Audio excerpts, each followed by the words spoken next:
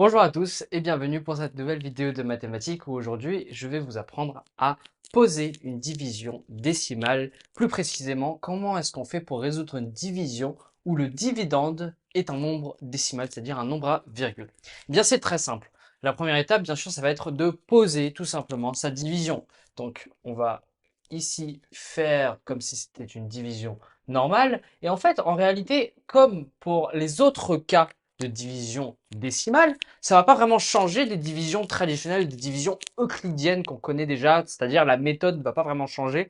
C'est juste qu'on va rajouter une toute petite étape qui va nous permettre donc du coup de résoudre cette division. Donc dans ce cas-ci, je vais vraiment traiter le problème comme si c'était une division euclidienne, c'est-à-dire une division normale que vous connaissez d'habitude. C'est-à-dire là, on va commencer par 4. Donc dans combien de 4 combien de 12 est-ce qu'on peut mettre dans 4? On peut mettre 0,12, pardon. Donc on va aller chercher plus loin. Donc 43 divisé par 12. Cette fois-ci, on peut le faire. Combien? Je vous laisse réfléchir. On peut mettre 3. Parce que 12 fois 3, ça nous fait 36. Et malheureusement, on ne peut pas monter au-dessus. Parce que 4 fois 12, ça nous fait 48. Et malheureusement, 48 est plus grand que 43, donc je ne peux pas. Donc je suis contraint de rester avec 36. 43 moins 36, ça fait combien? Ça fait 7. Donc on a le 7 ici. On fait baisser l'autre 9, ce qui nous donne donc 79. 79 divisé par 12, je vous laisse réfléchir combien est-ce que cela peut faire.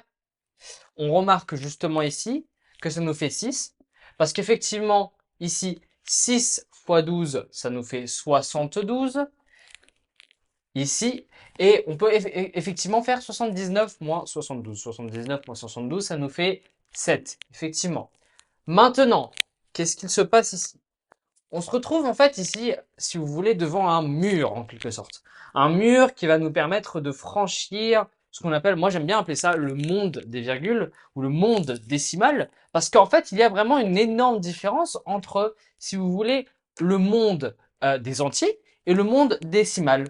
Parce que regardez, ici lorsqu'on passe au monde décimal, on le remarque ici qu'il y a une virgule, on fait baisser notre 2. C'est ce qu'on doit faire en fait, on doit faire baisser notre 2. Mais lorsqu'on fait baisser notre 2 ici, lorsqu'on franchit ce monde décimal, eh bien on doit aussi le franchir du côté des quotients.